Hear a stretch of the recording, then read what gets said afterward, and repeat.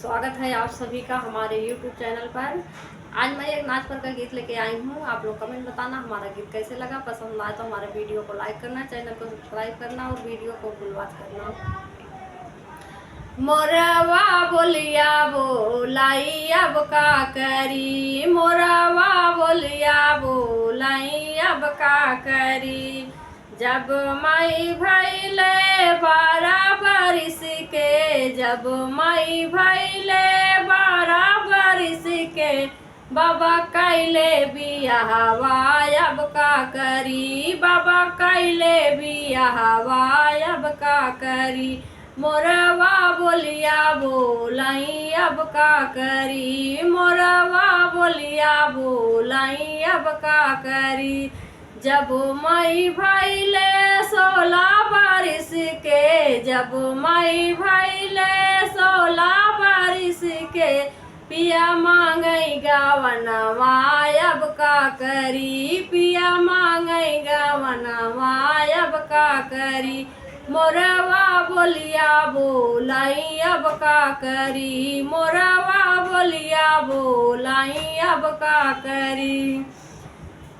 गवना लिया पिया गैले विदेशवा, गवना लिया पिया गैले विदेशवा, संग लाए सवतिया अब का करी, संग लाए सवतिया अब का करी।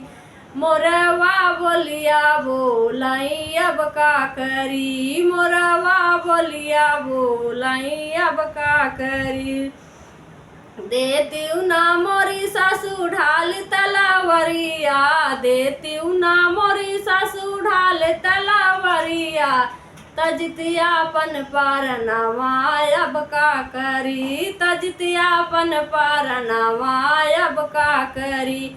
मोरवा बोलिया बोलाई अब का करी, मोरवा बोलिया बोलाई अब का करी।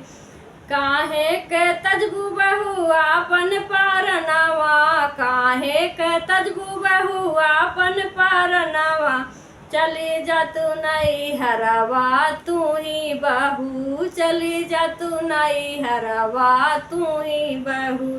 मोरवा बोलिया बोलाई अब का करी, मोरवा बोलिया बोलाई अब का करी।